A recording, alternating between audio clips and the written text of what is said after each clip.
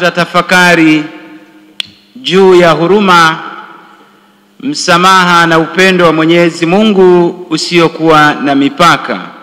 Hayo ndiyo mawazo matatu yatakayotuongoza katika tafakari yetu ya leo. Na mahubiri yangu nimeandaa katika utaratibu ufuatao. Una sehemu kuu hizi mbili.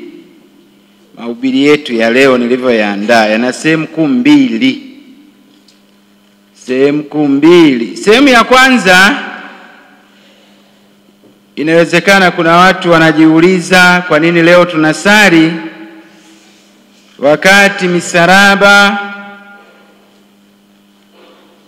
na picha za watakatifu zikiwa zimefunikwa vitambaa. Si mnaviona zimefunikwa vitambaa, si ndio?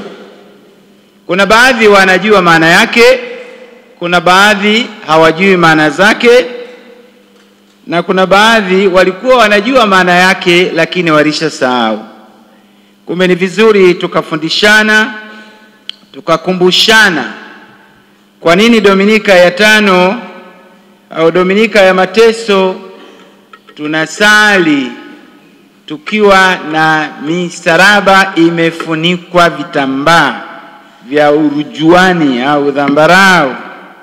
Hiyo ndio sehemu ya kwanza ya mahubiri yangu, na sehemu ya pili ya mahubiri yangu ni lile neno ambalo mama kanisa ametupatia siku ya leo. Kufunika vitambaa, misaraba na picha za watakatifu ni ya muda mrefu katika historia ya kanisa. Inaashiria Kristo Yesu anaanza kujificha mwenyewe katika kipindi hiki cha lala salama cha Kwaresma, ili asije akakamatwa na kuuawa kabla ya wakati wake kuwadia. Asije akafishwa kabla ya kukamilisha mradi aliopewa na Mwenyezi Mungu, Mungu Baba hajaukamilisha. Na unaona Yesu anajificha, unaweza kusoma katika Injili ya Yohana sura ya 8 aya 59. Lakini pia baada ya kumfufua Lazaro, Wayahudi walitaka wamkamate na kumuua. Unaweza kusoma Injili ya Yohana sura ya 11 aya 54. Ndio maana Waingereza wanasema the hiding Jesus, yani Yesu anayejificha. Sababu ya pili ni maandalizi yake kabla hajaingia katika zile siku 3 muhimu au Triduum. Maandalizi ya kuingia katika Juma Kuu, Alhamisi Kuu, hiyo Ijumaa Kuu na Jumamosi Kuu. Hizo siku zinaitwa Kilatini Triduum. Kwa hiyo anafanya maandalizi ya kuingia katika zile siku 3, yani mateso, kifo na ufufuko wa Bwana wetu Yesu Kristo. Ndiyo maana tunawekewa alama hizo, tuanze kutafakari mambo hayo. Pia kitendo hicho cha kufunika misaraba na picha za watakatifu ni maandalizi au kinawaandaa waamini kulenga au kulenga na kutafakari zaidi juu ya mateso na sadaka ya Kristo msalabani. Na inawaandaa pia katika fumbo la furaha, ni fumbo la ufufuko wa Kristo. Inawaandaa waamini sasa wanaanza kuelekeza mawazo yao na akili zao zote katika fumbo la ufufuko wa Bwana wetu Yesu Kristo. Waamini sisi wote, nyie na mimi, tunaandaliwa. Namba 3, kutokuonekana kwa msalaba wa Kristo Yesu kama hapo kuna na picha za watakatifu. Teresa wa mtoto Yesu umeona amefunikwa, Mama Bikira Maria amefunikwa. Ni mpango au utaratibu wa kanisa kuwapatia waamini mfungo wa macho, mfungo wa macho, visual fasting. Mfungo wa macho, kwamba sasa tunaingia katika kipindi maalum na kipindi tete cha kufunga kwa macho kama vile tunavyofunga kula chakula au tunavyofunga kuangalia vitu vingine vya starehe. Kwa hiyo tunafanya mfungo wa macho, visual fasting, mfungo wa macho. Kiteolojia, kitendo hicho cha kuweka vitambaa na misalaba ni kipindi kinachotuingiza katika tafakari ya mateso, kifo na ufufuko wa Yesu Kristo. Hapa Yesu alijificha, anaficha umungu wake, anauficha umungu wake. Yani kitendo hicho cha kufunika vitambaa ni Kristo Yesu anafanya tendo la kuficha umungu wake. Tunafahamu Kristo Yesu ni mtu kweli na Mungu kweli. Sasa kitendo hicho, Mungu anaficha uungu wake ili aonekane wa kawaida, asiyekuwa na nguvu yoyote. Yani Kristo Yesu anaficha umungu wake, anauficha aonekane zaidi kama mwanadamu, kama binadamu wa kawaida asiyekuwa na nguvu yoyote kiteolojia. Ingawa atasema sasa kama ni hivyo, umeongelea juu ya msalaba wa Kristo Yesu, umefunikwa vitambaa, mbona hujaongelea kuhusu mama Teresa mtoto Yesu? Mbona hujaongelea mama Bikira Maria, na yeye tunamuona amefichwa na vitambaa hivyo vya urujuani? Jibu ni hili: kama bwana mkubwa amejificha au amefichwa kwa vitambaa, na wasaidizi wake lazima wajifiche kuonesha unyenyekevu. Wewe kamanda amejificha, wewe mtu wa askari wa kawaida unaanza kujionesha. Sababu gani? Kwa sababu bwana mkubwa amejificha na wasaidizi wake hawana budi kufanya nini?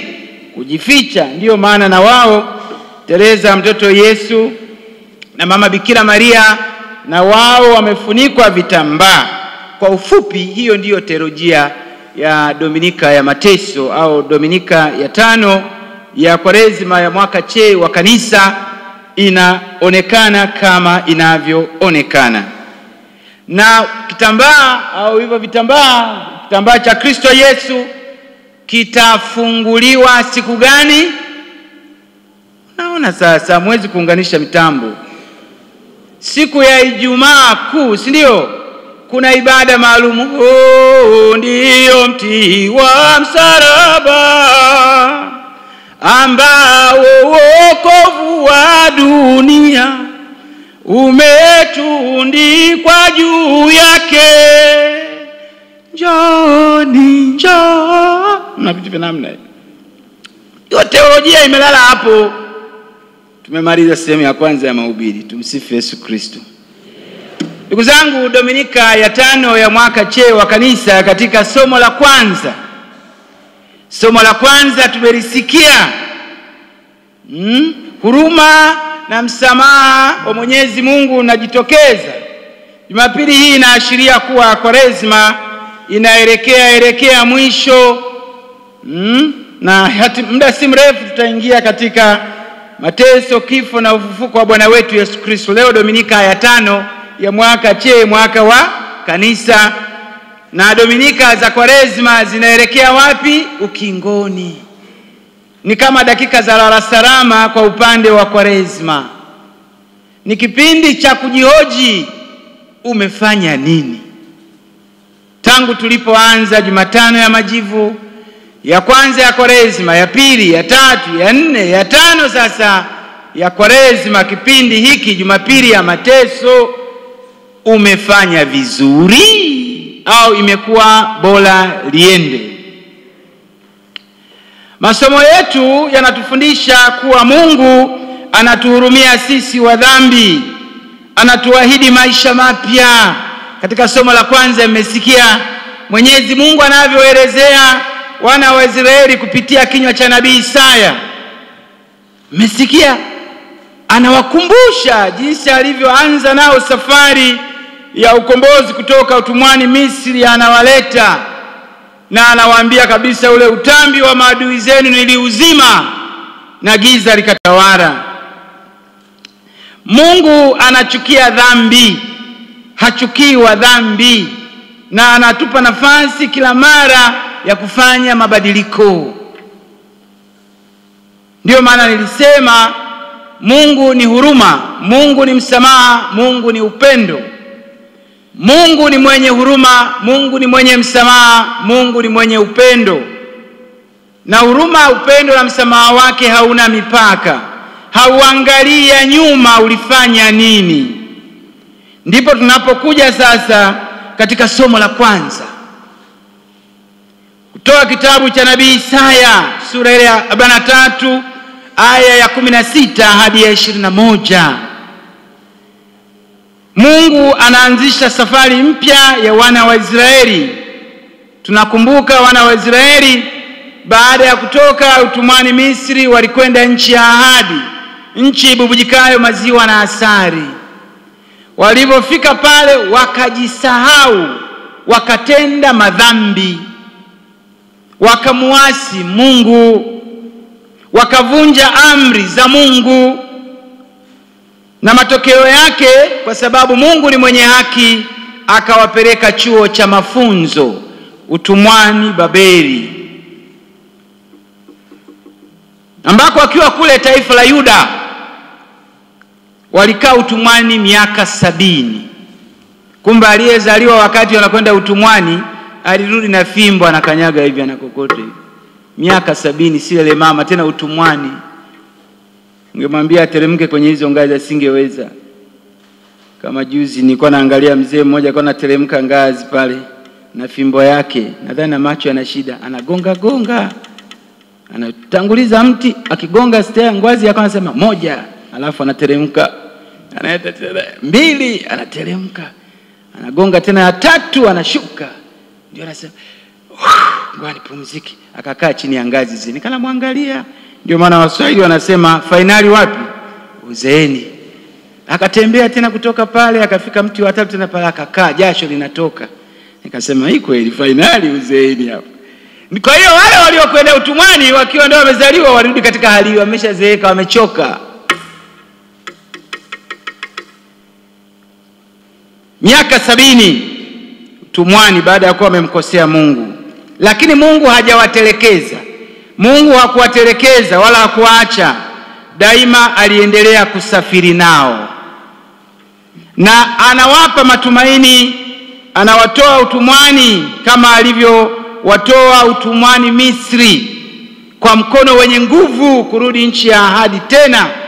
Mungu wetu si Mungu wa kukatia tamaa kile alichokiumba, kama tulivyosema katika somo la kwanza. Mungu aliwasamehe dhambi zao, na mwaka wa 539 kabla ya Kristo kweli wana wa Israeli walijikuta wamerudi nyumbani.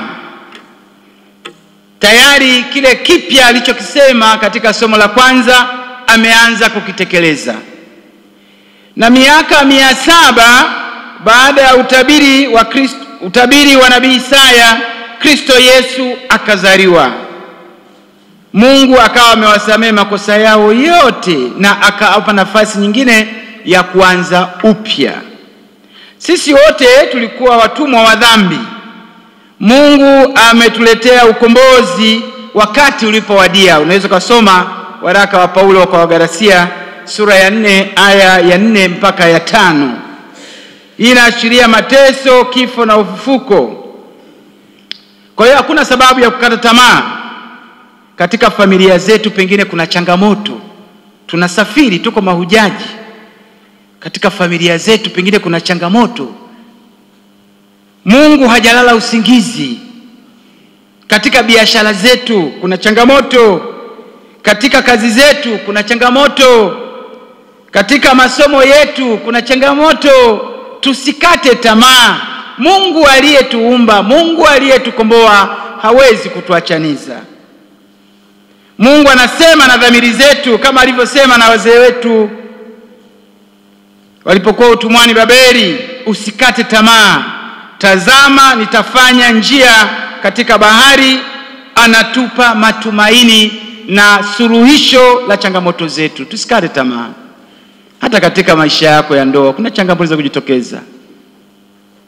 Kuna wakati watu hawaelewani katika familia, katika ndoa zenu, katika jumuiya zetu. Tusikate tamaa, Mungu wetu halali usingizi. Ndio maana anasema katika maji ya kasi, anawarudisha wana wa Israeli kule utumwani Misri, bahari ya Shamu, akawavusha katika bahari ya Shamu, katengeneza barabara katika bahari. Na katika somo la kwanza, kama mlikuwa makini mnasikiliza, shida wengine mlikuwa mnasinzia, anasema nitawatengenezea njia jangwani na nitawapatia maji jangwani, ambapo hata wanyama pori watanisujudia. Sio kama mlikuwa mnasikiliza somo la kwanza. Wengine kwa sikia wanasinzia, wanavua samaki tu. Wanavua samaki kwa ndoano. Sijui amevua samaki wangapi. Mungu, pale ambapo akili yako inagota kwa Mwenyezi Mungu, bado kuna majibu. Ili Mungu atende kazi ndani yetu, hatuna budi kubadili mitazamo yetu kuhusu maisha yetu ya zamani. Nabii anasema watazame mambo ya nyuma ili waone Mungu alivyowatendea kila mmoja wetu hapa. Ukiangalia maisha yako ya nyuma, utaona kuna mkono wa Mungu. Kuna mahali ulifika ukawa huna namna ya kujinasua. Na leo hii tukikuuliza, utakachosema kwa kweli Father, sijui, ni Mungu tu. Pamoja na changamoto unazozipitia, lakini kuna mazuri Mungu alikutendea katika maisha yako. Na mpaka leo hii hujapata jibu kwa nini ulifanikiwa katika changamoto fulani. Uliishia tu kusema Father, ni Mungu tu kwa kweli. Vipi ile ajali wote walikufa kwenye basi, wewe kwa nini ulitoka salama? Father, ni Mungu tu. Wewe wakati wa corona, mbona wengine walichomoka, wewe umebaki vipi? Akasema Father, ni Mungu tu. Vita ya Kagera mwaka 1978, wengine hawakurudi, wewe umerudi. Unasikia tu mtu anasema Father, ni Mungu tu. Naona ni Mungu tu, ni Mungu tu. Ya kale yasitukatishe tamaa, yatusaidie kufanya vizuri tunaposonga mbele. Tunapoanza safari yetu mpya kipindi cha Kwaresma, sisi wote tumeanza safari mpya kwa sakramenti ya ubatizo, kutoka maisha ya dhambi kwenda maisha ya neema. Hatuna budi kupokea Ekaristi Takatifu kwa sababu tuko safarini, tuko mahujaji tukielekea Yerusalemu mpya. Na Ekaristi Takatifu inatusaidia kufanya mapya, kutenda vizuri zaidi. Tujiulize wangapi wanapokea Ekaristi Takatifu hapa kwa mastahili.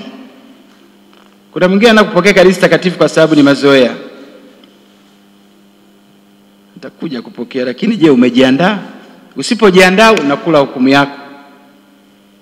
Na sisi tuko safari kama wana wa Israeli kuelekea nchi ya ahadi, yani Yerusalemu mpya. Katika somo la Injili, somo la Injili linagusa maisha yetu moja kwa moja. Tunaona Yesu amekesha akisali katika mlima wa Mizeituni. Asubuhi anaanza kipindi chake cha kwanza cha kufundisha hekaluni. Watu wengi wamemzunguka, wanasikiliza mafundisho yake. Fumba na kufumbua, watu wazee wanakuja wanamletea mama aliyekamatwa katika tendo la uzinzi.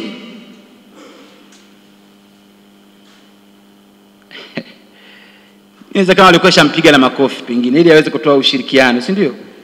Ili asiwasumbue njiani, watakuwa alimpiga tu makofi, si ndio? Ili atoe ushirikiano. Wanamburuta, wanamleta kwa Yesu. Wanatoka na jasho. Wapo wazee wa miaka 70 na wameshika fimbo, mkono mmoja ameshika fimbo, mkono mwingine ameshika kipande cha jiwe. Na mjue kwamba maeneo yale yalikuwa bidhaa ilikuwa inapatikana kwa urahisi ni mawe. Kumbe wasingeshika matofali wala wasingeshika fimbo. Fimbo utaipata wapi jangwani? Mawe ndio ya kufikia tu. Yesu anafundisha, ghafla anakuja kundi kubwa la waandishi na Mafarisayo. Bwana mkubwa, Bwana mkubwa. Na maandiko yanasema walikuwepo wazee, watu wazima, vijana na watoto. wazee wameshika na fimbo mguu wa kushoto wanakanyagia, huku wameshika jiwe wanapumua. Bwana mkubwa, tumemkuta huyu mama katika dhambi ya uzinzi hapa. Na hawa waandishi na Mafarisayo wanarejea maandiko matakatifu. Waandishi na Mafarisayo walikuwa ni wasomi, walikuwa wanalijua neno la Mungu, wananukuu Biblia. Tazama kitabu cha Kumbukumbu la Torati, tunasoma sura ya 22 aya 22. Kitabu cha Walawi bwana mkubwa, tunasoma sura ya 20 aya ya 10. Watu kama hawa wakipatikana wapigwe mawe mpaka kufa. Yaani mwanaume na mwanamke wakikutwa katika tendo la uzinzi, mwanamke huyu hata kama ameshachumbiwa, ukikutwa naye, adhabu ya mwanaume ni kupigwa mawe na mwanamke ni kupigwa mawe mpaka kufa. Mpaka kufa.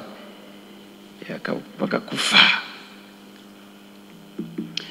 Na mwanaume akikutwa anatenda dhambi ya uzinzi na mke wa jirani yake, wote wapigwe mawe mpaka kufa. Wanapumua pale, ni kundi kubwa la watu. Kumbuka huyu mama wamempitisha katika mitaa mingi. Labda kwa mfano alikamatiwa labda kwa mfano Mwanza Road. Kwa hiyo wamempitisha hapa Mihogoni kule, wamempitisha Mwinyi, wamemleta sokoni pale stendi ya zamani, wamemwaibisha. Jamani, muoneni huyu. Wanamleta kwa Yesu, mzoba, mama wa watu, vitenge mkononi, kwa Yesu. Maandiko yanasema, bwana mkubwa, unasemaje? Unatuchelewesha sisi. Tumalize au unasemaje? Yesu kwa sababu ni Mungu kweli na mtu kweli, mara moja akagundua kasoro yake.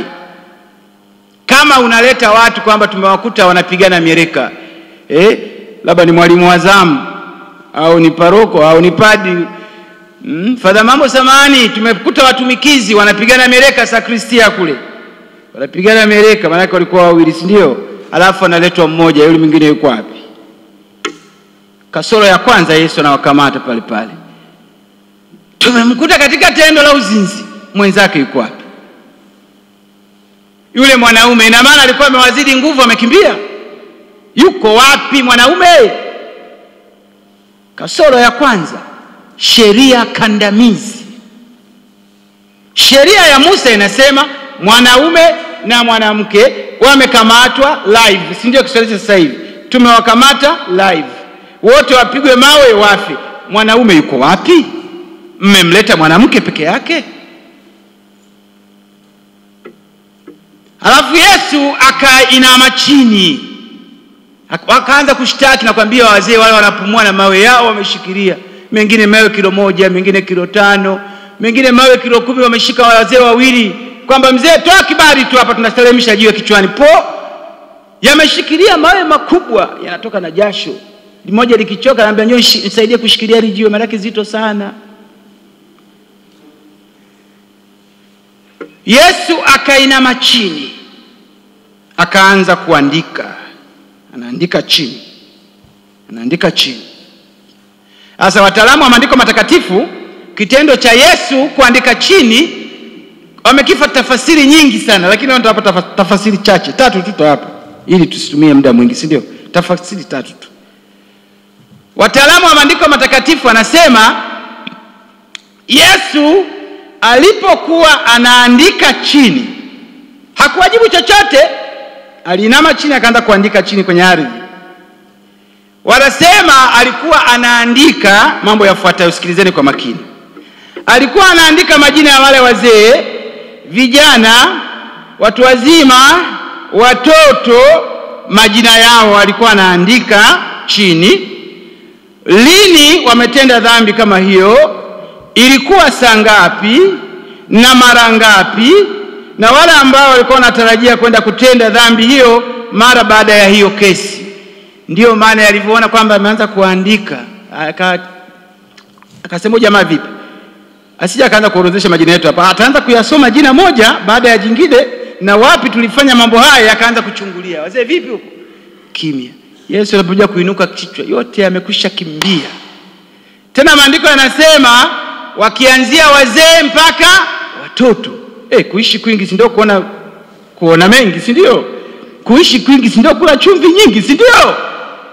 Yakaanza kukimbia, lile lizee likaanza la kwanza, yakatupa na mawe pale, ayo, yakakimbia. Yakasema huko hakuwezekani, wakafuata vijana na vile tutoto na wenyewe tulikuwa tumebeba mawe ya kitoto na wenyewe tukadondosha mawe pale na wenyewe tukakimbia. Tukaenda zake. Tafasiri ya pili. Kristo Yesu kitendo chake cha kuandika chini, alikuwa anawapa muda wa kutafakari, kutathmini dhamiri zao. Sisi tuliomleta huyu mama katika tendo hili la uzinzi, tuko vizuri? Kumbe na wewe wakachomwa dhamiri zao. Walipochomwa dhamiri zao pale wakasema, lakini tumemleta huyu mama, mbona sisi jana tulikuwa katika mambo hayo? Juzi tulikuwa katika sebene hilo. Na baada ya hii kesi tumesha date tayari. Hapa tutaaibika hapa, afadhali tuondoke. Kumbe anaandika chini, anawapa muda wa kutathmini, kutafakari maisha yao.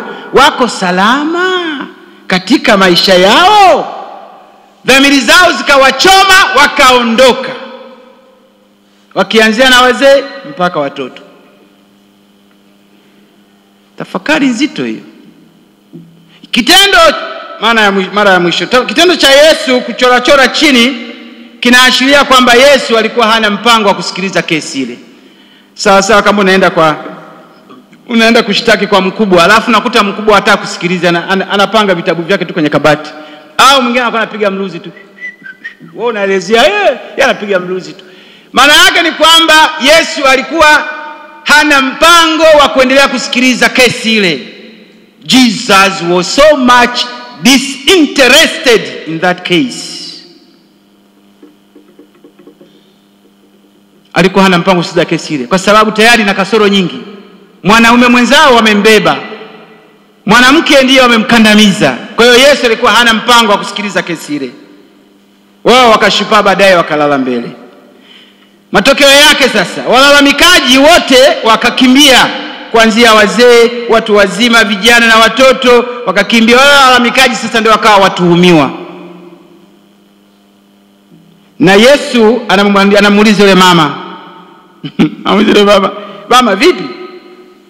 Wako wapi washikaji? Wakasema wote wamekwisha ondoka. Akabaki Yesu na yule mama aliyekamatwa katika dhambi hiyo. Na Yesu anamwambia yule mama, hata mimi ambaye ni Mungu kweli sina dhambi, sikuhukumu. Nenda zako, usitende dhambi tena. Unaona huruma ya Mungu, msamaha wa Kristo Yesu. Na utambue hapo, hao waandishi na Mafarisayo walikuwa wanataka wamkamate Yesu na kosa. Ndio maana walikuwa wanafanya haraka kiasi kwamba ushahidi mwingine wakaudondosha. Lengo lao lilikuwa ni kumkamata Yesu, akisema ndio Musa ameruhusu watu kama hawa, kitabu cha Mambo ya Nyakati sura ya 22 aya 22 pale, tumpige mawe mpaka wafe, wangemkamata na hatia. Aliyekuwa anaruhusiwa kutoa kibali cha mtu kuuawa ni serikali ya Kirumi peke yake. Kumbe angesema mpondeni mawe kwa kadri ya Musa, Yesu angemtia hatiani. Na kama Yesu angesema msimponde kwa mawe, angekuwa amejikanyaga, kwa sababu alisema yeye hakuja kutangua Torati bali kukamilisha Torati. Ndio maana Yesu anapita katikati yao, anaandika madhambi yao. Anaanza mzee huyo, anaanza huyo, pita katikati yao, anawapa jibu ambalo kila mmoja wao akutegemea, kwa sababu lengo lao nataka mkamate Yesu katika mashtaka, lakini wakawa wameshindwa kwa sababu huyu ni mtu kweli na Mungu kweli. Na kama angesema wamuue, wampige yule mama mawe mpaka afe, angekuwa amekwenda kinyume na mafundisho yake. Ukisoma Injili ya Yohana sura ya 10 aya ya 10, mimi nimekuja ili muwe na uzima, tena ule uzima uliokamilika. Sasa akiamrisha mtu auawe, atakuwa amejipinga mwenyewe katika mafundisho yake. Na angesema huyu mtu apondwe mawe mpaka afe, angekuwa amejipinga katika mafundisho yake. Tazama, mwalimu wenu anakula na wadhambi. Yesu aliwaambiaje? Wenye afya hawahitaji daktari, bali walio wagonjwa. Sasa Yesu akawaandikia tu madhambi yao, akaondoka. tujifunze nini katika maisha yetu?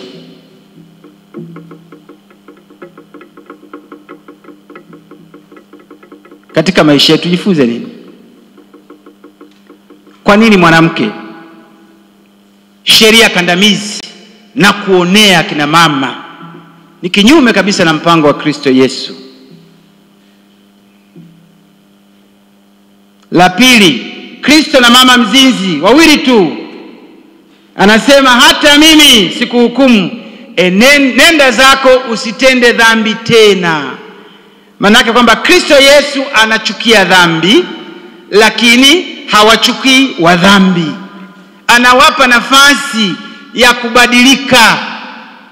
Usitenda zako usitende dhambi tena. Sio nenda zako ukaendelee kutenda dhambi, haina shida. Sikuhukumu, nenda zako usitende dhambi tena. Anamwambia nenda, nimekusamehe, nenda, lakini usije ukatenda tena dhambi. Kumpa mtu nafasi ya kubadilika. Tulio wengi hapa hatuna nafasi ya kumpa mtu mabadiliko. Tit for tat. Kwa mfano hapa mtu mmoja angesema tu hapa, mwizi, simu yangu imepotea, mwizi. Nakwambia hapa tulipo tusingejua petroli imetoka wapi, kiberiti kimetoka wapi, tungeona tu moto unalipuka, watu wameshamchoma moto. Tumeshamhukumu, hatujampeleka, hatujapata nafasi ya kujieleza. Tunakuwa wa kutoa hukumu, wepesi wa kutoa hukumu, too judgmental. Tuwape nafasi watu wabadilike. Na sisi tunaopewa nafasi ya kubadilika, tufanye bidii ya kubadilika. Sasa kwa mfano mama kanisa anatupa nafasi watu wafunge ndoa, hawataki kufunga ndoa mpaka sasa. Paroko alikuwa anahangaika na msalaba. Tumejadiliana huko, tupeleke msalaba jumuiani. Naambia sawa paroko, jambo jema, tuweke na bahasha ili mtu atueleze kwa nini hapokee Ekaristi Takatifu. Amefunga ndoa au hajafunga ndoa?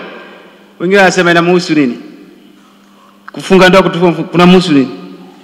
Inamhusu nini? Bwana nifuatafuata katika maisha yangu, paroko huyu ametuwekea na bahasha, alafu iweje sasa? Wenzako sisi tumekurahisishia, utueleze kwa nini upokee Ekaristi Takatifu. Kama hujafunga ndoa, tufanye ndoa za watu wengi. Tunakupa nafasi ya kubadilika. Tujazie pale, naishi na mwanamke, huyu mwanamke ni kichwa ngumu, bado tunasomana tabia, nikifunga ndoa atanitesa mbele ya safari. Vitu vya namna hiyo unatuandikia. Bado tunasomana tabia, tunasomana tabia, mtafanya mtihani lini? Kwa sababu unaposoma kozi yote mwisho wa siku tunafanya mtihani, una graduate, si ndio? Bado tunajipanga, mnajipanga kwenye foreni gani siyosogea. Napewa nafasi ya kubadilika kwa mpya. Alafu zile ndoa hazina gharama. Za watu wengi tunayafungia hapo Solomoni. Huwezi kujua paroko na mpango gani. Si ajabu ameshakodi na vibajaji vya kuwarudisha nyumbani. Chakula pengine paroko na mpango chakula pale, ataweka chakula yeye. Wewe unasema nimwandikie bahasha afu iweje? Unapewa nafasi ubadilike, wewe unatereza kama kambale kwenye matope. Ndoa za watu wengi. Wewe paroko mwenyewe ameshaamua anataka kurahisisha mambo yawe rahisi. Hujadaiwa mchango wa bajaji au hujadaiwa mchango wa basi la shule. Maana tunaweza tukasema kanda ya Kiloleni muingia kwenye basi la wanafunzi, linapita kwenye mataa pale ya Kiloleni, pia mnaenda nyumbani mmeshafunga ndoa. Wewe hutaki kutoa ushirikiano, unasema na Mungu ni paroko mimi maisha yangu. Tunapewa nafasi tubadilike, tutoe ushirikiano, tuwe watu wapya, tupokee Ekaristi Takatifu, chakula cha wasafiri. Ndio maana yake hiyo. Utasafirije bila pamba ya njiani? Utakufa na njaa njiani kabla hujafika Yerusalemu mpya, ambayo ndio nchi yetu ya ahadi bubujikayo maziwa na asali. Tutoe ushirikiano. Yesu Kristo, fundisho jingine. Fundisho jingine. Yule mama alikuwa amekata tamaa kabisa, anatetemeka kwa sababu anajua kifo kiko, hana matumaini, amekata matumaini. Lakini Yesu anamwambia, hata mimi sikuhukumu, nenda zako usitende dhambi tena. Alimwongezea matumaini. Alikuwa ameshakata matumaini, si ndio? Anajua kifo kiko pale mbele yake. Kristo Yesu anaishi kauli mbiu sasa hivi.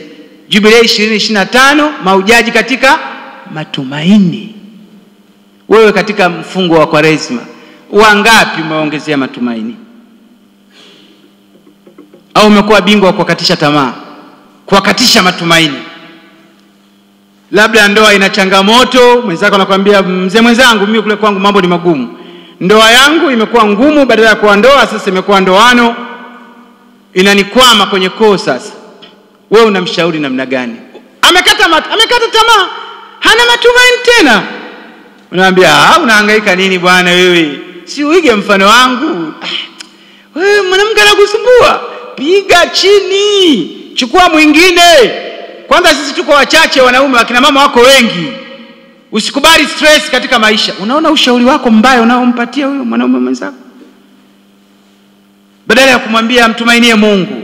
Tuko katika mwaka wa Jubilei, tunaishi sinodi, funga novena. Nenda kamlilia Yesu Ekaristi Takatifu akusaidie katika changamoto zako, kwa sababu Mungu wetu halali usingizi. Nenda kamuone Father Kuru, anashughulika na mambo haya, akueleze kipi cha kufanya. Usikate tamaa, yana mwisho haya. Jipe muda mme mwenzangu, mambo haya yatatulia tu. Bado mko vijana, baadaye mambo yatakuwa murwatu. Mnapokuwa mambo yatakuwa yanajisolve menyewe, unampa matumaini.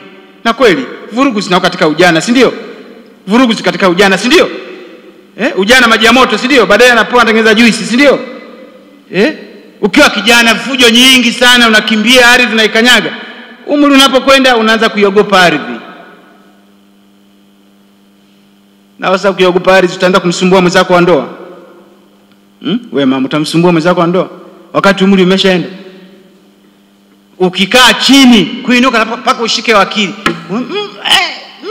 Unanyanyuka, jamani vipi? Nyonga zinaanza kuvuta.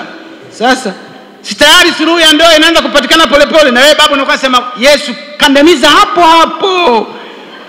Ongeza na kichomi cha shingoni huyu mama mpaka atulie. Sasa si ujana maji ya moto, baadaye unapoa.